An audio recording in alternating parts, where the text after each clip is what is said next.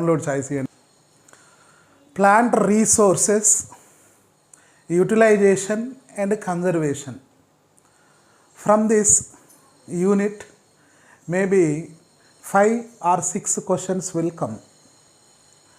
Plant resource utilization. The plants are important for us, for human need. Therefore, the proper utilization is important. Identification of plant resources is one thing. Proper utilization is another thing. And finally, more important is conservation.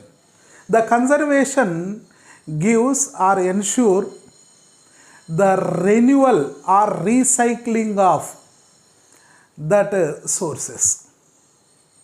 Therefore, proper utilization, proper conservation, both are important for human beings.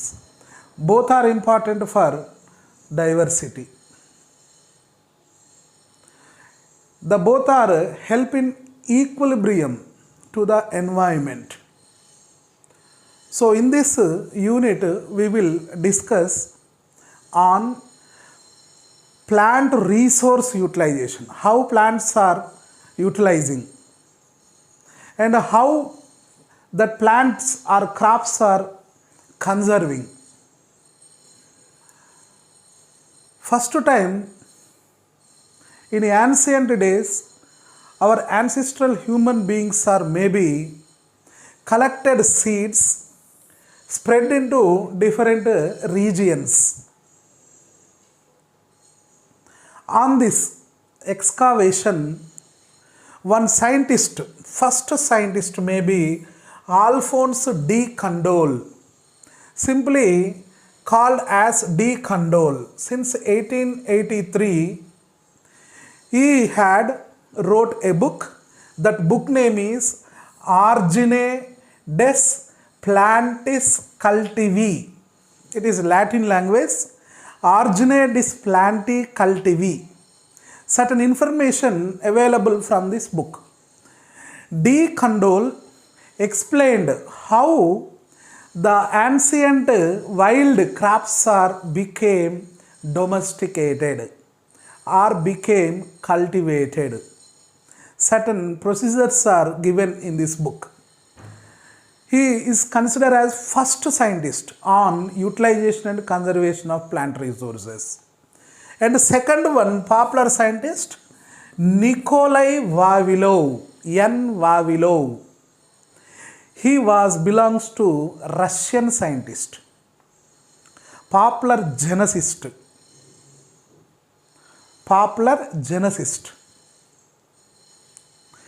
N. Vavilov. He was suggested one idea. Many cultivated originated in different regions of the world.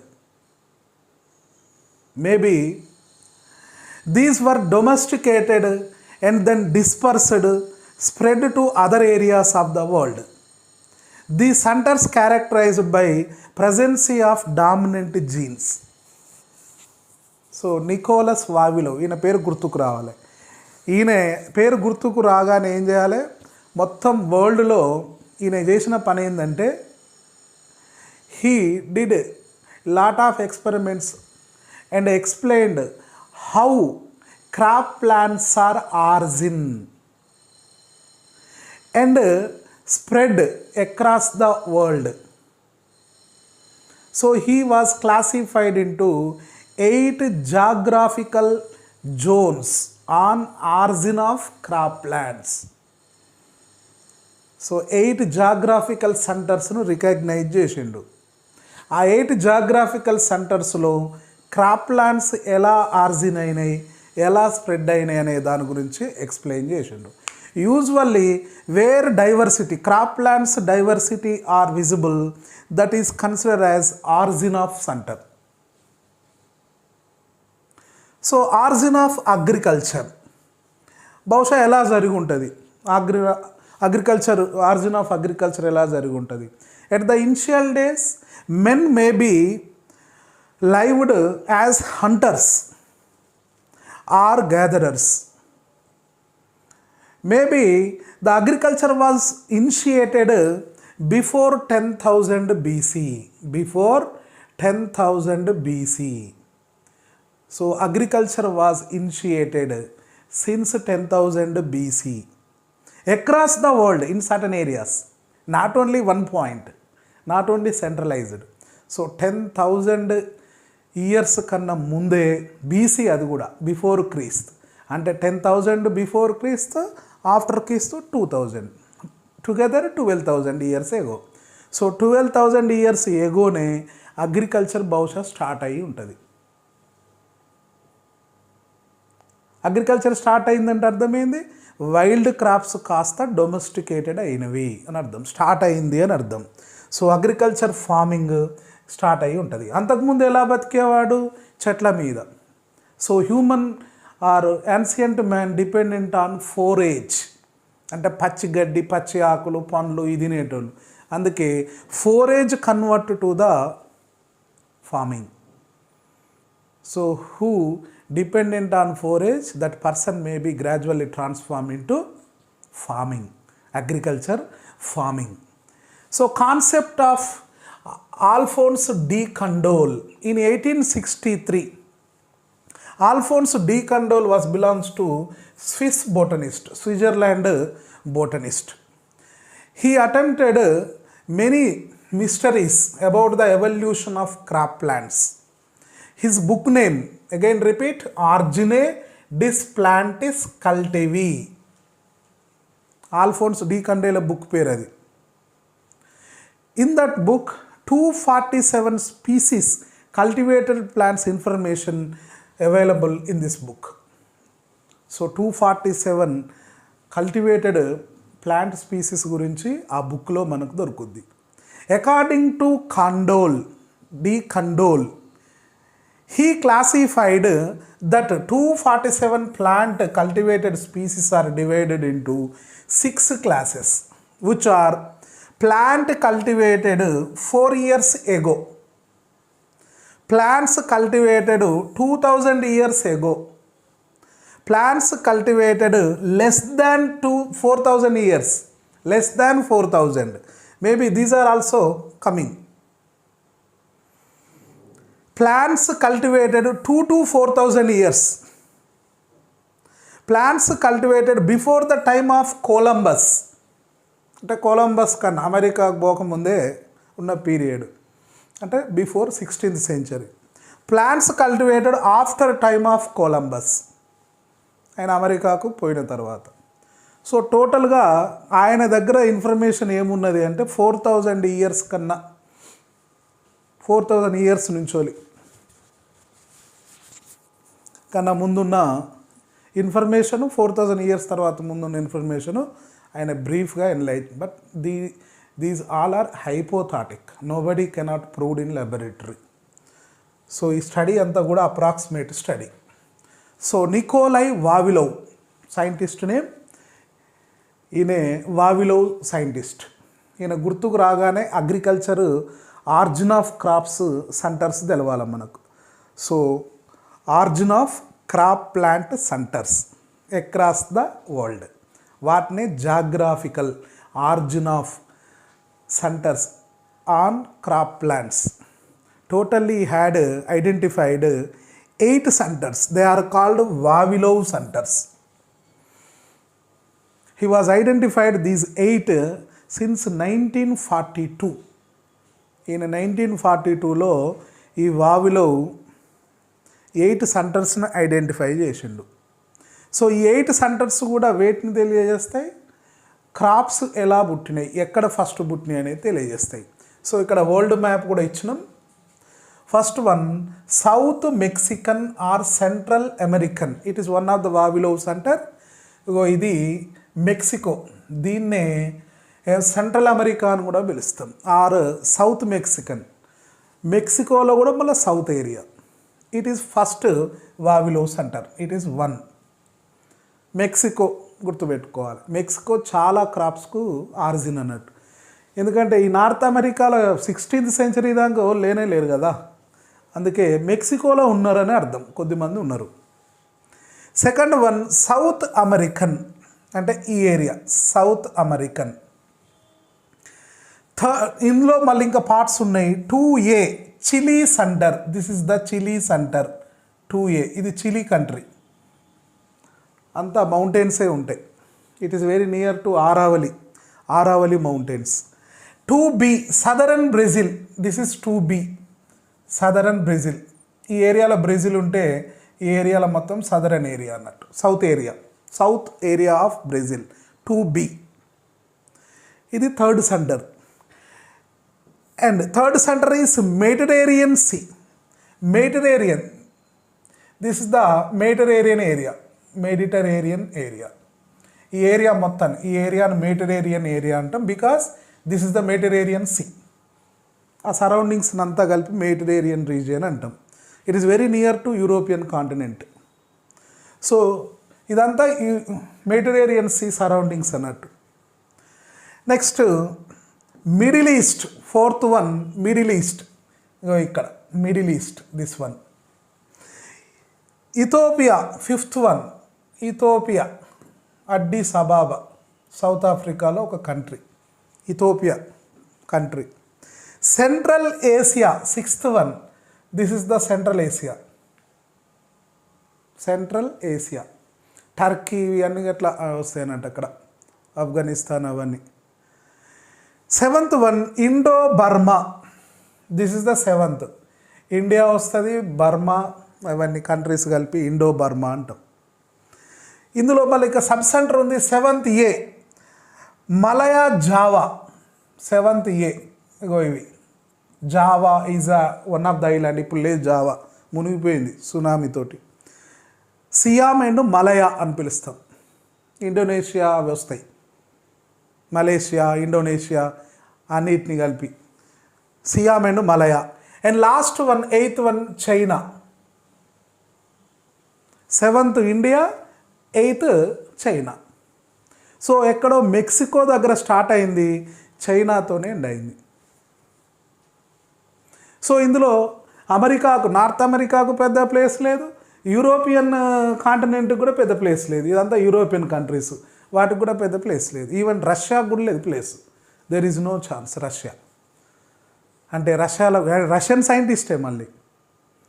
So origin of crops అనేది ఈ ఏరియాలో జరిగి ఉంటుంది, ఆయన explain చేసిండు. So ఎక్కడైతే crops generate అవుతాయో అక్కడనే టైప్స్ ఆఫ్ క్రాప్స్ కూడా ఎక్కువ ఉంటాయి, డైవర్సిటీ కూడా బాగా జరుగుద్ది, చాలా స్పీసీస్గా డివైడ్ అవుతాయి.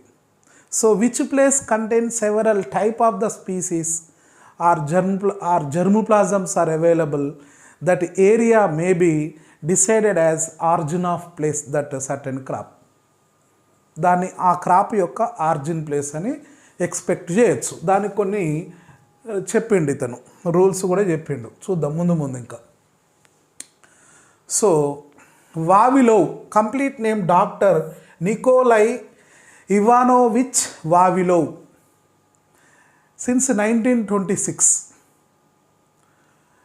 some theories are developed that centres of origin of cultivated plants. ఈ పాయింట్ గుర్తుపెట్టుకోవాలి మనం. వావిలోవ్ అనగానే ఆయన చేసిన పని ఏంది? Centres of origin of cultivated plants. He was identified 8 centres for origin of cultivated plants across the world. వాటిని geographical centres అని కూడా పిలుస్తారు, వరల్డ్ జాగ్రాఫికల్ సెంటర్స్ అని కూడా అంటారు. సో ఈయన ఒక 2 వర్డ్స్ని డెవలప్ చేసిండు. ఒకటి primary centre, primary centre of origin. ఇంకొకటి secondary centre, secondary centre of origin. So ఈ రెండింటికి మధ్య తేడా తెలవాలి మనకు. ఏది అని ఒక క్రాప్ ప్లాంట్, ఏది అని వన్ క్రాప్ ప్లాంట్, దాని ప్రైమరీ సెంటర్ అని దేన్ని పిలుస్తాం. ఫర్ ఎగ్జాంపుల్ ఈ ఏరియాలో ఆ క్రాప్ అనేది ఆరిజిన్ అయింది. Origin means domesticated.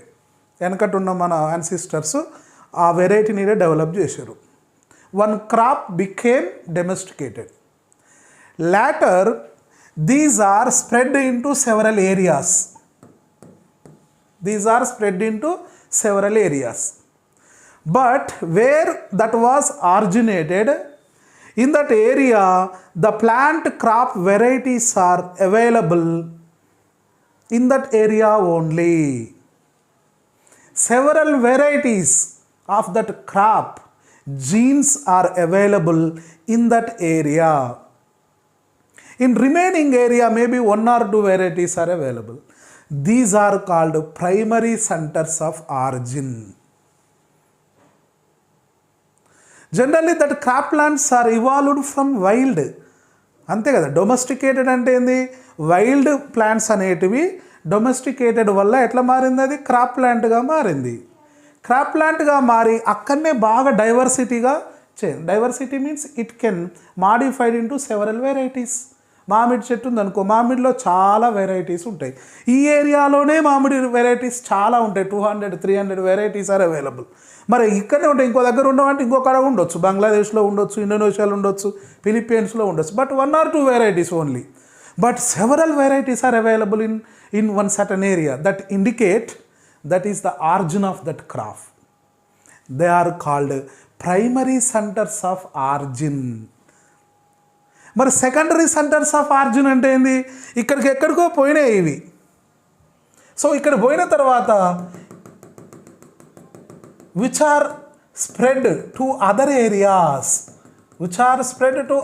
areas, maybe that varieties are, the number of varieties are more than original center.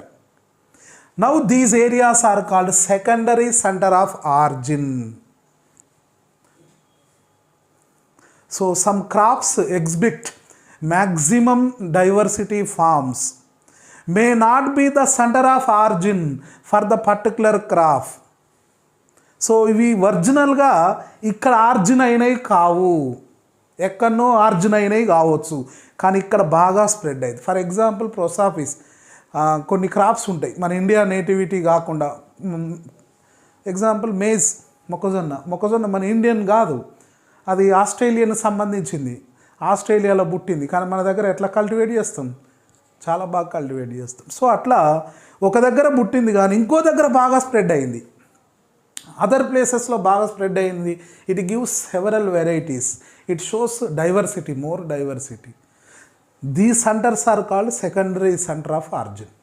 So maybe that varieties are more than original center. So ఇక్కడ primary centre of origin అంటే ఏంది, secondary centre of origin అంటే ఏందో తెలవాలి. Primary centre అంటే first పుట్టింది అక్కడనే, spread అయింది అక్కడనే, డెవలప్ అయింది అక్కడనే, డైవర్సిటీ కూడా మోర్ డైవర్సిటీ చూపించేది కూడా అన్నీ ఉంటే వాటిని ప్రైమరీ సెంటర్స్. సెకండరీ సెంటర్స్ అంటే పుట్టింది ఎక్కడనో కానీ ఇక్కడ మాత్రం బాగా డైవర్సిటీ చూపిస్తుంది, డామినేషన్ చూపిస్తుంది, డామినేటెడ్ క్యారెక్టర్స్ చూపిస్తుంది, అలాంటి దాన్ని సెకండరీ సెంటర్ ఆఫ్ ఆరిజిన్ అని పిలుస్తాం. రైట్, ఇది మనకు సిలబస్లో ఈ రకంగా టాపిక్స్ ఇచ్చారు.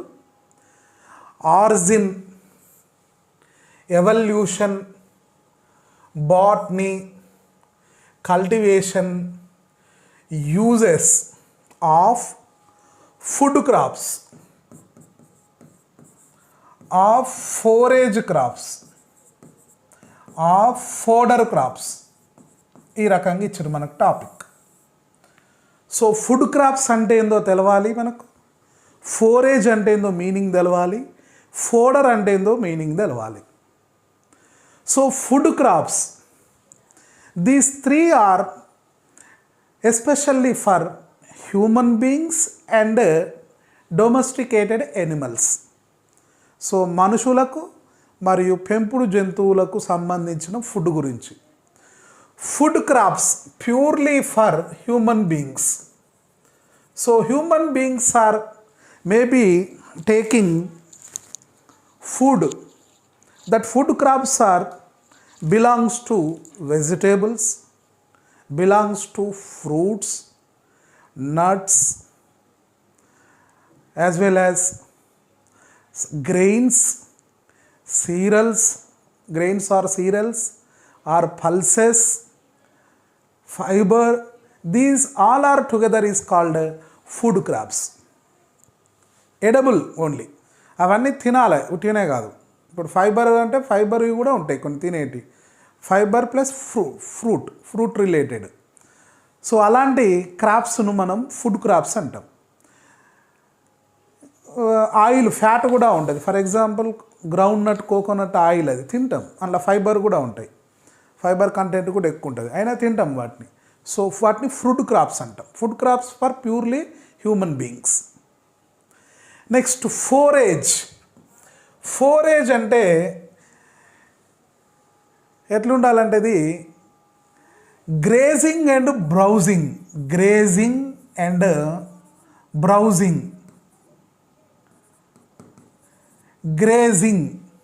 గ్రేజింగ్ అంటే take only leaflets, pick leaflets, pick flowers, pick fruits, some small branches, young branches.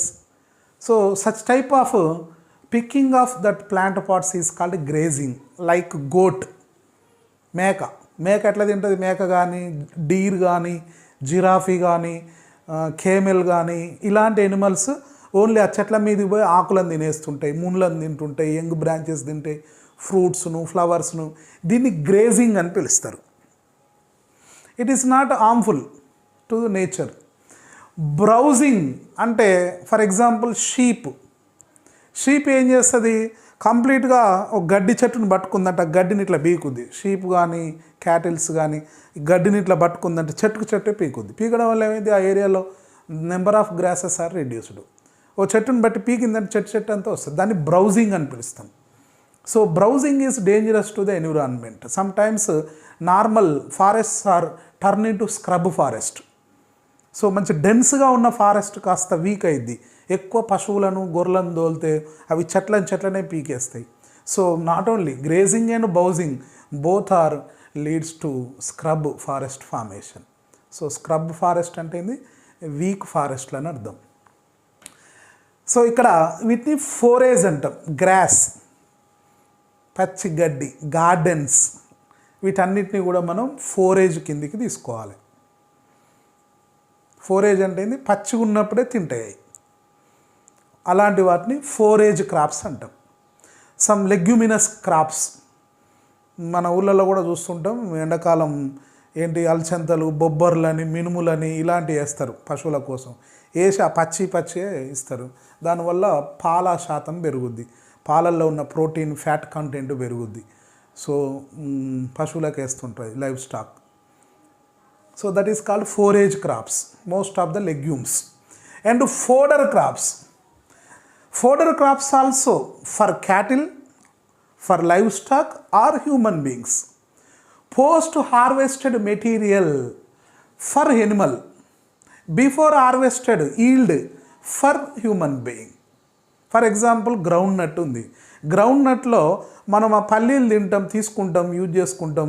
మిగిలిన ఎండిపోయిన పల్లీలు అది పశువులకు వేస్తాం. కార్న్ కోంబు మనం తీసుకుంటాం, ఆ సీడ్స్ యూజ్ చేసుకుంటాం. మిగిలినదంతా కూడా ఆ హే మొత్తం కూడా రైస్ వరకు తీసుకుంటాం, హే దానికి వేస్తాం. వీట్ గ్రెయిన్ తీసుకుంటాం, హే దానికి వేస్తాం. వీటిని పోస్ట్ హార్వెస్టెడ్ మెటీరియల్ అంటాం. కొన్నిసార్లు మనిషికి ఫుడ్గా యూజ్ అయ్యిద్ది, అలాగే లైవ్ స్టాక్ కూడా ఫుడ్గా యూజ్ అయ్యిద్ది. అట్లా పోస్ట్ హార్వెస్టెడ్ మెటీరియల్ క్రాప్స్ను ఫోడర్ అని పిలుస్తాం. ఈ కొన్నిసార్లు అటు ఇటు మిక్స్ అవుతుంటాయి, కాకపోతే కొద్దిగా బేసిక్ అండర్స్టాండింగ్ ఉంటే సరిపోద్ది. Food, fodder almost similar words. Forage is live grass అన్నట్టు. సో ఇందులో ఫుడ్ క్రాప్స్ గురించి చూద్దాం. Food crops, several food crops are there, but we have to discuss 3-4 examples under food crops, main food crops. First one is wheat. Wheat is a rabi crop. Generally it is cultivated in rabi season, especially it is the temperate region crop. So North India, especially for North India. So seasons are 3 types. One is Kharif season, another one is Rabi season, another one is Jayad season. Kharif season start అయ్యేది ఎప్పుడంటే June నుంచి start అయ్యిద్ది, mid October వరకు ఉంటుంది, mid June to mid October. దాన్ని kharif season అంటాం. Rabi season డిసెంబర్లో start అయ్యి మార్చ్ ఏప్రిల్ వరకు ఉంటుంది. జియద్ ఏమో మే జూన్ ప్యూర్ ఎండాకాలం ఉన్నదాన్ని జియద్ క్రాప్ అని పిలుస్తాం. So kharif season nothing but rainy season, దీన్నే మనం రైనీ సీజన్ అంటాం. రబీ సీజన్ అంటే వింటర్ సీజన్ అని పిలుస్తాం. ఇదేమో ప్యూర్గా సమ్మర్గా. So totally 3 type of crops are cultivating in our country: Kharif, Rabi. So wheat is belongs to Rabi, rice is belongs to Kharif. అందుకే మన దగ్గర వర్షాకాలం ఎక్కువ రైస్ ఎక్కువ పండుతాయి. సన్న వడ్లు అంటారుగా, సన్న వడ్లేమో వర్షాకాలం బాగా పండుతాయి, దొడ్డొడ్లేమో ఎండాకాలం పండుతాయి. రివర్స్ వేసినాం అనుకో 2 పండవు. కాబట్టి రబీ సీజన్ రైస్ ఏమో ఖరీఫ్ క్రాప్, వీట్ ఏమో rabi crop. Right. Triticum aestivum, scientific name Triticum aestivum. Gramineae, family Gramineae or Poaceae, family name Poaceae. Poaceae is the new name, Graminae is old name. So origin and evolution. So most of the recent scientists were believed the wheat may be origin at Hindu Kush mountains. These Hindu Kush mountains are maybe joining off in between India and Afghanistan. Hindu Kush mountains are located in between India and Afghanistan. అంటే wheat ఎక్కడ పుట్టింది అంటే India Afghanistan మధ్యన పుట్టింది అంటారు. ఆఫ్ఘనిస్తాన్ చాలా వాటికి origin place. For example basmati rice ఆఫ్ఘనిస్తాన్లోనే పుట్టింది. అది origin place Afghanistan. So in between Afghanistan and India has Hindu Kush mountains. Maybe wheat originated in between that area. But according to De Candolle ఏం చెప్పిండంటే, ఆయన డి కండోల్ స్విట్జర్లాండ్కి సంబంధించిన ఆయన. స్విట్జర్లాండ్ యూరోపియన్ కంట్రీ కాబట్టి ఆయన చెప్పుకున్నాడు వాళ్ళ ఏరియాలో పుట్టినట్టు. వ్యాలీ ఆఫ్ యూపరేట్స్ అండ్ టైగ్రిస్ అనే వ్యాలీ దగ్గర పుట్టి ఉంటుంది అని డి కండోల్ చెప్పుకుండు. ఆయన అక్కడనే రీసెర్చ్ చేసి ఉంటాడు, ఆయనకు అది చెప్పిండు. బట్ వావిలో ఈయనది మాత్రం చాలా పాపులర్ అన్నట్టు. So wheat origin, which type of wheat? Durum wheat variety. Wheat variety name is durum wheat. It is probably origin from Abyssinian. So Abyssinian is one of the Vavilov centre. So here soft wheat, probably Abyssinia and soft wheat groups are in the region of western Pakistan, southwest Afghanistan, southern parts of mountainous Baba Shrahara. So ఈయన opinion కూడా అదే ఉంది, almost Pakistan area అనే చెప్తుండు. ఇక ఇవన్నీ ఒక దగ్గరనే కదా, యాన్సియంట్ ఇండియా అని అర్థం.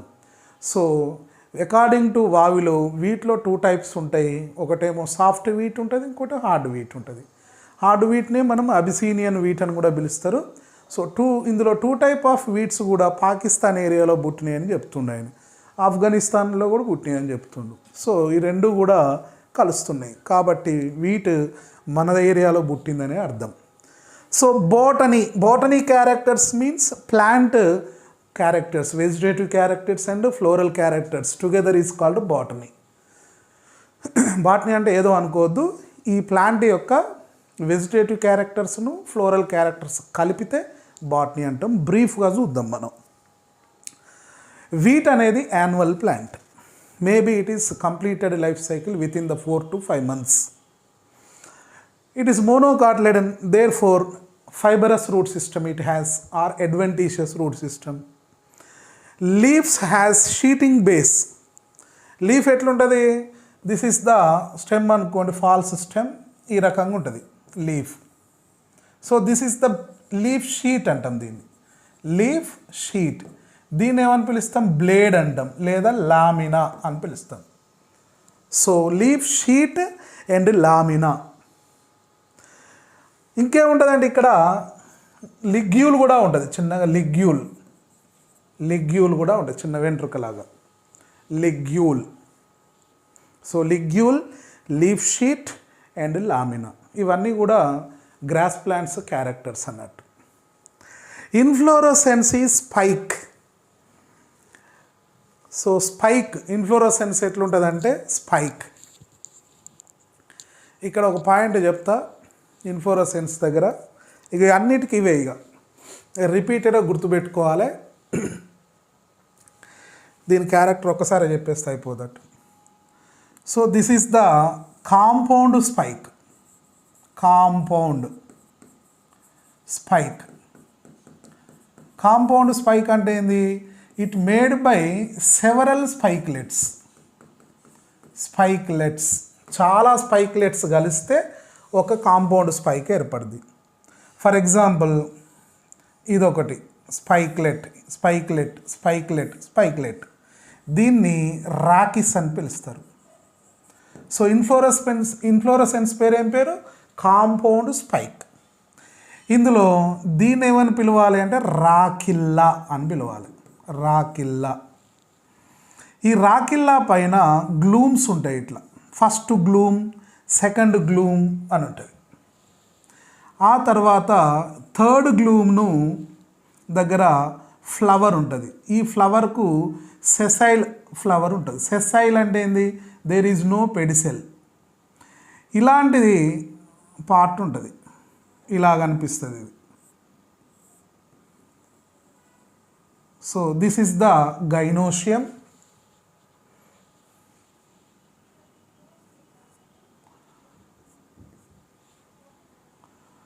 So this is the lemma.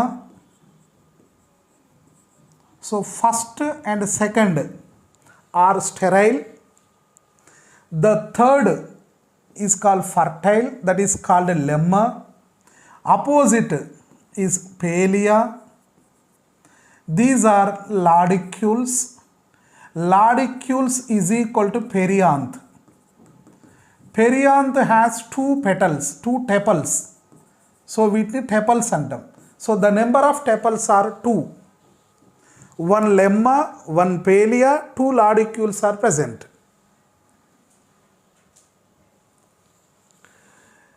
These are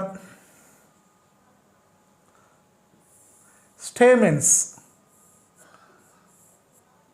The stamens are 3.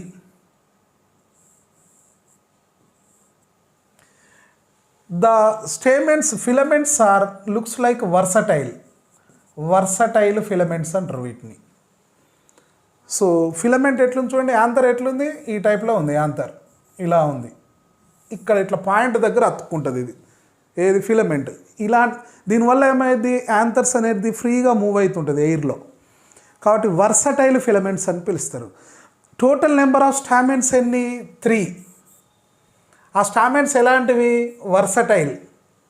So ఇక్కడ గైనీషియం ఉంది కదా, ఉన్నది.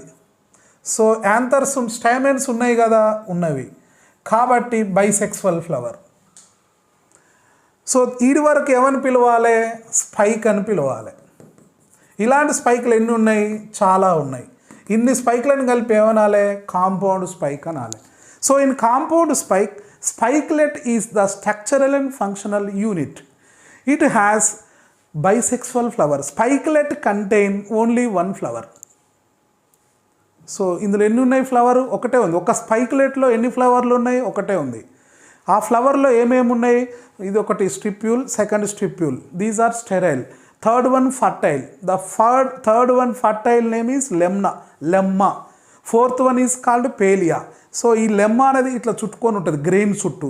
పేలియా కూడా ఇట్లా చుట్టుకొని ఉంటుంది గ్రెయిన్ చుట్టూ. ఇప్పుడు ఇది గోధుమ గింజ అనుకో, ఈ గోధుమ గింజ చుట్టూ ఇట్లా చుట్టుకొని ఉంటుంది లెమ్మా.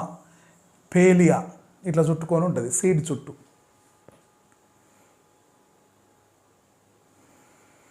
So gynoecium. మరి ఈ గైనోషియాన్ని మనం అబ్జర్వ్ చేస్తే ఎట్లా కనపడుద్ది అంటే ట్రై,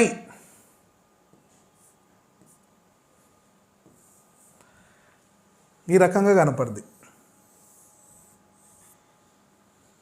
3 వచ్చినాయి, ఇలా 3 రానట్టున్నాయి.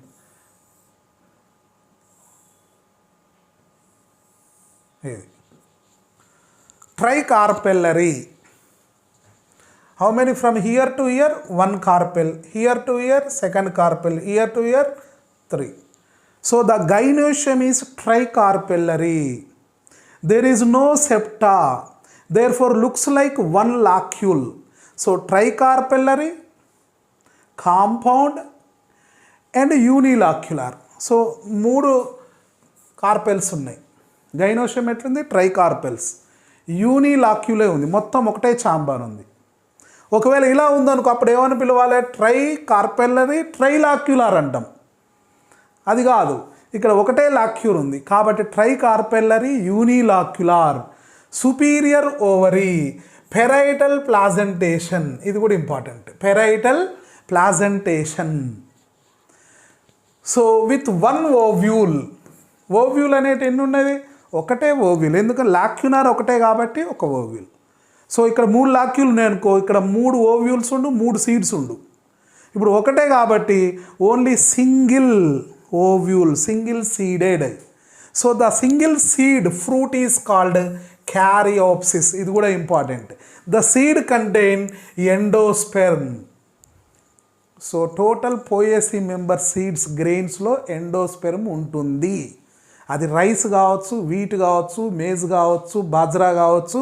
All the Poaceae member seeds contain endosperm. The seeds are called fruit. Fruit name is called caryopsis. So అన్నిట్లో ఇదే ఇన్ఫ్లోరెసెన్స్ ఉంటుంది. అన్నిట్లలో ఇదే ఇన్ఫ్లోరెసెన్స్ ఉంటుంది. ఇప్పుడు ఒక్కొక్కసారి మేజ్ అడిగినాం అనుకో, how many number of stamens in maize అంటే ఏం చెప్పాలి? 3. How many stamens are present in bajra? 3. How many stamens are present in other foxtail millet or other millet, kodo millet? నువ్వేదన్నా కానీ ఏం చెప్పాలి? The number of stamens are 3 అని చెప్పాలి. Next, the stigma is bifid. One is small, another one is big size lobe. Unequal lobes are visible. These lobes are with feathery. ఇలా కనిపిస్తుంది. అన్ఈక్వల్గా ఉంటుంది size, మళ్ళీ ఫెదర్ ఉంటుంది, feathery type stigma visible in Gramineae because it is the promote to the ఎనమోఫిలీ.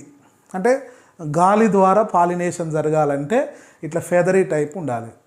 Usually in this self pollination is promoted. Sometimes anemophily also takes place. Next, one exception case ఈయనే గుర్తుపెట్టుకోవాలి. రైస్లో మరియు Bambusa, bamboo plant అంటాం కదా, rice and bamboo. Rice and bamboo exception case. Rice and bamboo, the number of stamens are 3 plus 3.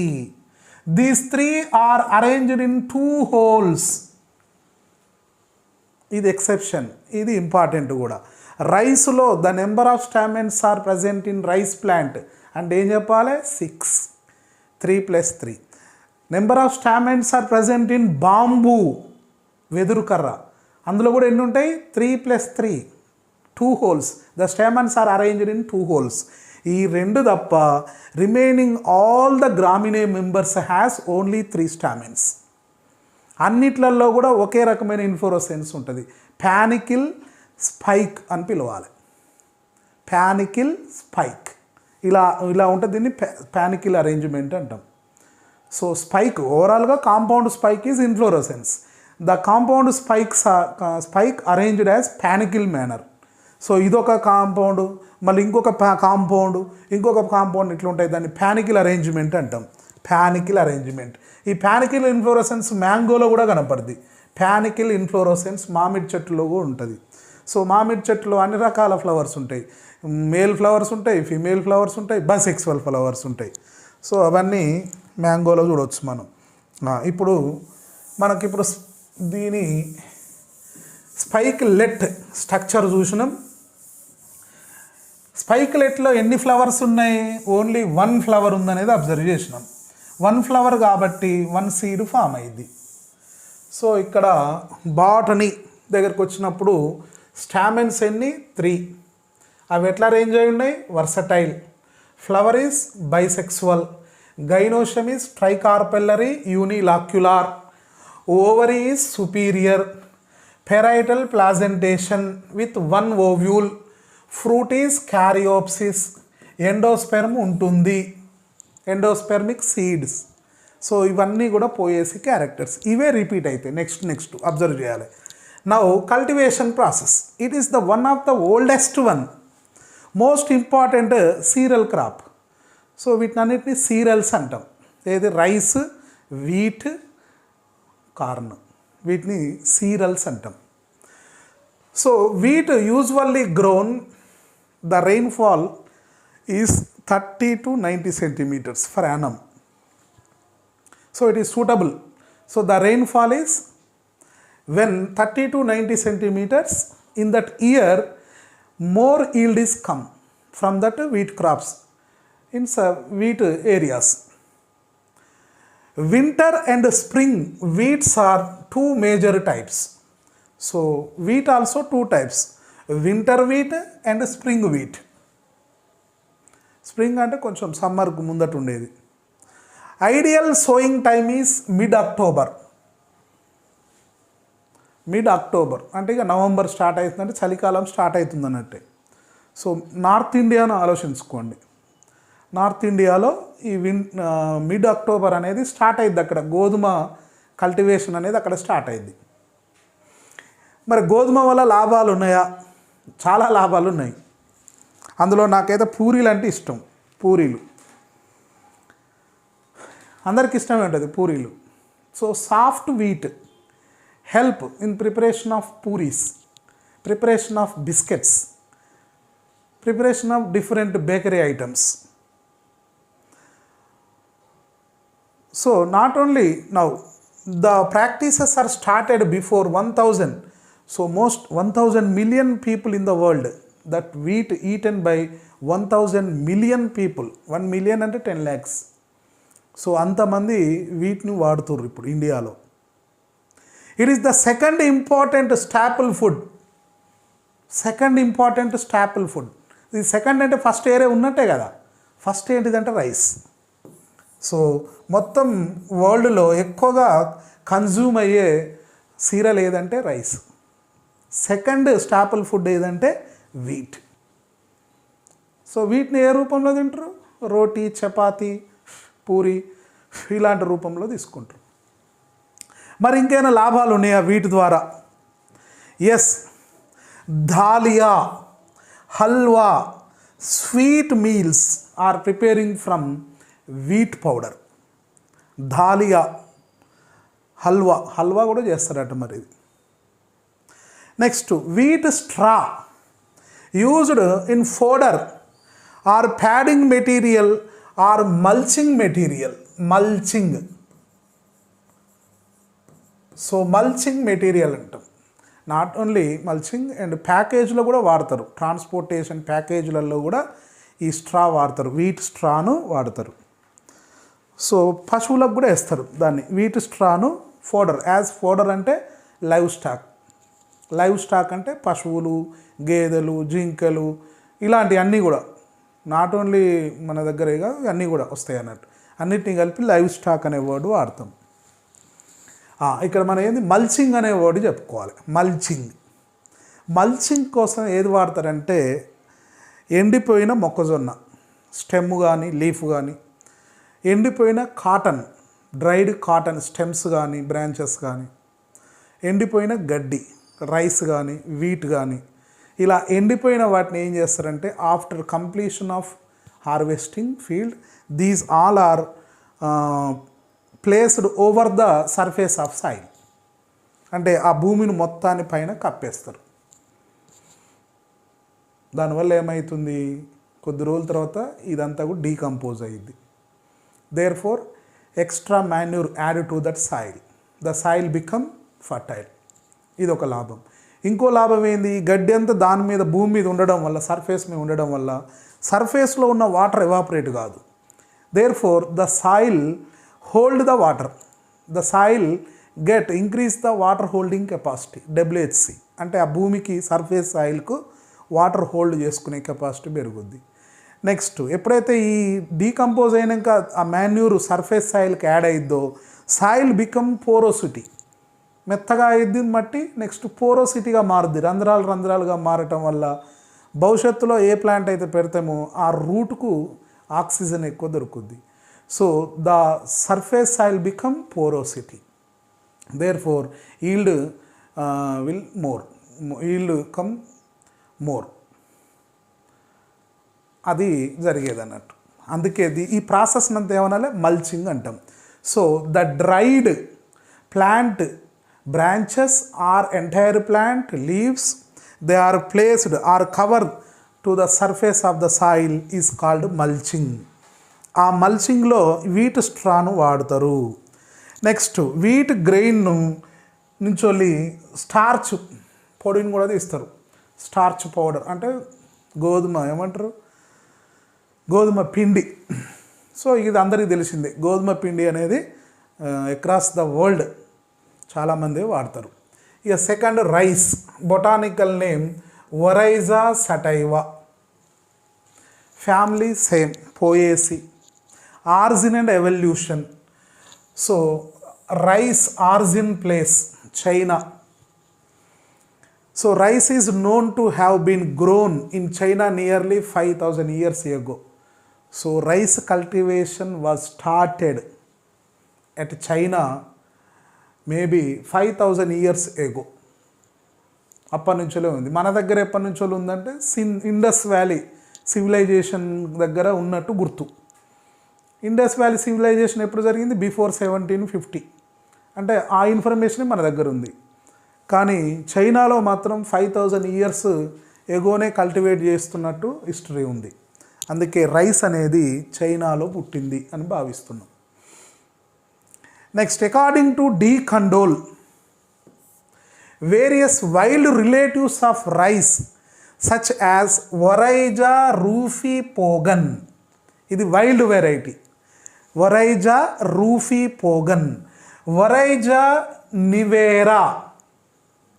నైవేరా, Oryza nivara are available in Indian abundantly. So ఇండియాలో చాలా ప్లేసెస్లో ఉన్నాయి ఈ వైల్డ్ వెరైటీస్. ఇవి ఇప్పటికీ వైల్డ్గా పెరుగుతాయట ఫారెస్ట్లో. మరి మనం ఎప్పుడు చూడలే ఇవి, కానీ ఇండియాలో అక్కడక్కడ ఫారెస్ట్లలో ఇవి బాగా అబండెంట్లీగా కనపడతాయట, బాగా కనపడతాయట ఈ వెరైటీస్, వైల్డ్ వెరైటీస్. ఏంటిది? ఒకటి రూఫీ పోగన్, ఇంకొకటి నివారా. ఈ రెండు వెరైటీస్ ఇండియాలో ఇప్పటికి కనపడతాయట. అంటే ఈయన అర్థమైంది చైనా కాకపోవచ్చునేమో అని అర్థం. ఈ వైల్డ్ వెరైటీస్ ఇక్కడ ఎందుకు ఉన్నాయి? చైనాలో ఆరిజిన్ ఆఫ్ ప్లేస్ అయితే మరి వైల్డ్ వెరైటీస్ ఇవి ఉండొద్దుగా. అవి కూడా ఆడుంటాయి, చైనా ఇండియా బార్డర్లోనే ఉంటాయి. ఇవి కూడా నార్త్ ఈస్ట్ స్టేట్స్ ఉన్నాయిగా, ఆ ఏరియాలోనే ఉంటాయి. According to archaeological scientists, rice available from Indus valley excavations also support the fact that rice was grown here before 2300 BC. So Indus valley civilization ఎప్పుడు జరిగింది అంటే బహుశా ఇప్పుడు జరిగింది, ఇన్ బిట్వీన్ 1700 to 2500 BC. కాబట్టి 2300 BC ఇండస్ వ్యాలీ సివిలైజేషన్లో ఇది ఉన్నట్టు evidences ఉన్నాయి. అంటే మేబీ ఇండియాలో కూడా ఉండొచ్చు రైస్ ఆరిజిన్ ప్లేసు అని. బట్ ఇప్పటి వరకు ఇన్ఫర్మేషన్ ప్రకారం rice origin place is China. Second credit goes to India. One more evidence from origin of rice. So nowadays there are 2 cultivated species of rice. One is Oryza sativa, another one is Oryza glaberrima, are widely grown most of the regions. ఇండియాలో ఇవి cultivate చేస్తాం. ఒరైజా సటైవా అనేది అందరు cultivate చేసేదే. The same variety grown in wild also. ఆ variety గ్రోన్లో కూడా దొరుకుతుంది, ఇది వైల్డ్లో కూడా దొరుకుతుంది. వైల్డ్లో కూడా దొరుకుతుంది అంటే అర్థమేంది? యాన్సియంట్ అని అర్థం. ఇది not only that one, glaberrima also. Oryza glaberrima, Oryza sativa, both are still grown in wild areas. So both the above mentioned species would have originated from common ancestor, that is Oryza perennis. So perennis. So Oryza sativa origin from Oryza perennis. Oryza glaberrima, Oryza glaberrima. So ఇది కూడా ఎక్కడి నుంచో పుట్టింది అంటే పెరిన్నిస్ నుంచోలే పుట్టింది. So వైల్డ్గా ఏమేమి పెరుగుతున్నాయి? Oryza sativa also growing in wild, Oryza glaberrima also growing in wild. These both are common ancestor. The both are origin from common ancestor, that is Oryza perennis. ఇది గుర్తుపెట్టుకోవాలి, ఇది ఇంపార్టెంట్. ఒరైజా పెరిన్నిస్ అనేది సెటైవాకు మదర్, ఒరైజా సెటైవాకు మదర్ అనేది గుర్తుపెట్టుకుందాం.